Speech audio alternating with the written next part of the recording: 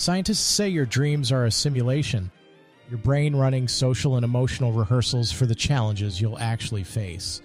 A widow in Washington state spent 10 to 15 times her original budget to bring her husband back as a hologram at his own funeral, and 200 people were aghast, and college students across the country are switching majors to find careers that are AI-proof. But nobody, including university presidents, actually knows what that means. Politics is loud. It takes up a lot of oxygen. And while everyone was staring at that situation, a bunch of other things happened. I'm Keith Conrad, and this is News SideQuest. A new study published in the journal Dreaming, and yes, that is a real journal, offers the most comprehensive version yet of what researchers call the simulation theory of dreaming. The short version, your dreams are not random. They're your brain-running rehearsals. The research collected 397 dream reports from 315 people ranging in age from 18 to 64. The scientists analyzed the content through the lens of what they call fundamental social motives. The core challenges that have shaped human behavior across generations: finding a partner, maintaining status and reputation, protecting family, avoiding threats, staying healthy. What they found is that dream content is structured around exactly these categories. Dreams appear to be a way for us to rehearse challenges involving survival, reputation, and bonding. The lead author, Frederick Thomas, an assistant professor of psychology at Coker University, said he was drawn to dreaming because the social motives framework offered a compelling lens for understanding how fundamental human needs might be reflected in our nightly visions. By looking at dreams through the lens of social motives, scientists can see which life problems the brain finds most important. The evolutionary logic behind this is worth understanding. The threat simulation component suggests that when the self is in a precarious environment, dream content becomes more negative overall. Essentially, the brain strengthening waking threat perception and rehearsing avoidance behaviors. The social simulation component covers relationship challenges, reputation management, and bonding. The kinds of challenges that require emotional fluency rather than physical response. I never dream about realistic situations. It's all single-handedly winning the World Series for the Cubs or getting trapped in a diorama by a mad scientist. But under this framework, even those dreams might be doing something. Winning the World Series alone is a status and reputation simulation. The mad scientist diorama is a threat avoidance simulation. I'll be fully prepared if either comes up in my waking life, and I rest easy knowing that. The actual useful implication of this research is about recurring dreams and nightmares. If your brain keeps running the same scenario, being chased, failing an exam, showing up somewhere unprepared, it's not randomness. It's a signal about what your brain considers an unresolved challenge that still needs rehearsal. That's actually worth paying attention to. What's the most absurd dream you've had that you can now, in light of this research, construct a completely plausible explanation for? Oh, wow. I just had the weirdest dream. You know you're driving, right? Pam from Washington State was married to her husband Bill for nearly 60 years. Bill died on September 22nd, 2025, and Pam had made him a promise, a super wake. Pam had been inspired years earlier while speaking at a medical conference where she watched a doctor appear as a full-body hologram broadcast live across the United States. The memory stayed with her. After Bill died, she began wondering whether the same technology could be used for remembrance. Finding help was challenging. Many companies she contacted were either too expensive or not interested.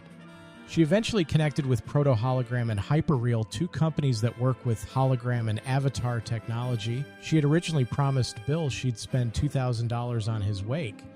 The final cost was probably 10 to 15 times that, somewhere in the range of $20,000 to $30,000. About 200 people gathered for the memorial service. Most had no idea what was coming.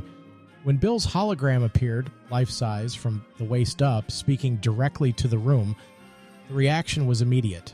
His opening line, "Now, before anyone gets confused, I'm not actually here in Valhalla today. Is this going to be fun?" People were aghast, Pam said. Some genuinely couldn't understand how it was happening. The hologram didn't just deliver a prepared speech, it participated in a staged Q&A hosted by Bill's nephew. It joked that marrying Pam despite his nerves had been the best decision I ever didn't make. One of Pam's sons noticed only one small detail. His voice is just a little bit off. For Pam, that reaction confirmed how close they had come to getting it right. 7 months later, Pam still watches the recording. The moment that stays with her most is when the hologram says, "I love you." "When you're hurting," she said, "it helps to feel like that person is still right there with you." Your funeral probably shouldn't feel like a Reddit AMA, but the more I learned about this story, the more I found myself not wanting to be glib about it. This is a 78-year-old woman who kept a promise to a man she loved for 60 years, spent 10 times her budget to do it right, and created something that 200 people experienced together and that she still returns to alone. This is also the second AI resurrection story we've covered this month. The first was the family in China that created a digital clone of their deceased son to hide his death from his elderly mother with heart disease. That story made me uncomfortable. This one doesn't, not in the same way. The difference, I think, is consent and purpose. Bill's family was involved at every step. The hologram was created to say goodbye and to be remembered, not to maintain a deception indefinitely. Pam isn't pretending Bill is alive. She's made something she can return to. The company's representative put it well. It's closer to commissioning a portrait or a memoir than anything else. That framing sits right with me. If you had the chance to leave something behind for the people you love to return to, what would you want to say?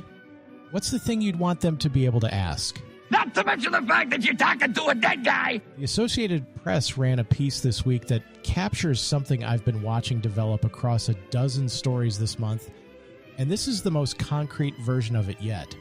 2 years ago, Josephine Timperman arrived at Miami University in Ohio with a plan.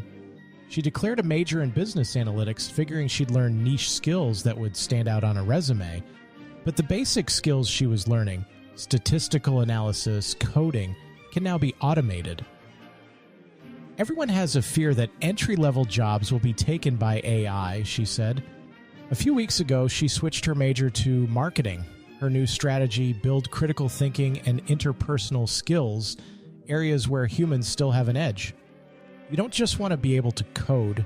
You want to be able to have a conversation, form relationships, and be able to think critically, because that's the thing AI can't replace.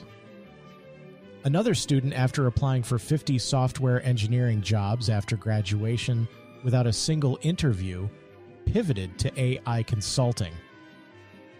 People who know how to use AI will be very valuable, he said, particularly people who can explain its complexities in plain language. And then there's the student who may have landed on the most honest answer. I'm at a point where I'm thinking, if I can't get a job being a data scientist, I might as well pursue art. Because if I'm going to be unemployed, I might as well do something I love. Here's the part that landed hardest for me. The AP headline includes a clause that I want to read aloud. College students are changing course in search of AI-proof majors, but no one knows what they are. Brown University President Christina Paxson said it directly. We need to think really hard about what students need to learn to be successful in the job market in 10, 20, 30 years, and none of us know. We don't know the answer to that. I think it's communication, it's critical thought. The fundamentals of a liberal education are probably more important than learning how to code in Java right now. A university president is telling you that she doesn't know what her students should study to be prepared for the job market they're about to enter. That's not a criticism of her. It's an honest answer to an unanswerable question. The target is moving faster than the curriculum can track it. In the future, everything will be done by robots, and your mission is to build and maintain those robots. But the more interesting question is what happens to everyone who isn't building robots, which is most people, and what skills genuinely hold their value when the landscape keeps shifting. What skill do you have that you genuinely believe is AI-proof, and why? Not what you hope is true.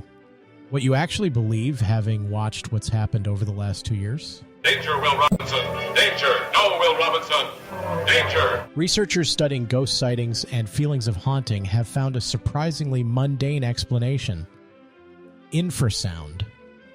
low-frequency sound waves below the range of human hearing, produced by things like industrial equipment, wind, and certain building configurations, cause people to feel inexplicably uneasy, irritated, and stressed, without knowing why. In some cases, the effect is strong enough to produce a sense of presence. This is a far less interesting explanation than actual ghosts. The building resonates at 18.98 hertz, and you feel like you're being watched. Science has ruined everything. When someone asks you if you're a god, you say yes! A pastor who wrote a book on how to love your spouse has been arrested on allegations of having multiple wives simultaneously. You couldn't argue with his experience level. He had more data points than most relationship authors. Whether the book recommended that specific approach is unclear from their reporting. Dang! An endangered Sumatran orangutan was filmed using a specially constructed canopy bridge to cross a public road in Indonesia, described by wildlife officials as a world first. The bridge was built specifically for wildlife to safely cross the road without coming into contact with traffic. The chickens of the world are outraged that the orangutan crossed the road without its motives being questioned. The orangutan had no comment. My God, this is an outrage! Police in France are investigating claims that someone used a hairdryer to manipulate a weather sensor in order to win a $34,000 bet on a prediction market. The alleged scheme involved heating the sensor to produce artificially high temperature readings, which the bettor had wagered on in advance. They're betting on everything these days. A hairdryer, a weather sensor, and a prediction market. That is a remarkably specific chain of fraud. You filthy criminals. That's it for News Side Quest. 3 questions out there. Your most absurd dream and the training purpose you've reverse engineered for it. What you'd want to say if you could leave something behind for the people you love. And what skill you genuinely believe is AI proof. Email me at newssidequest@gmail.com or hit me up in the Substack comments. See you tomorrow.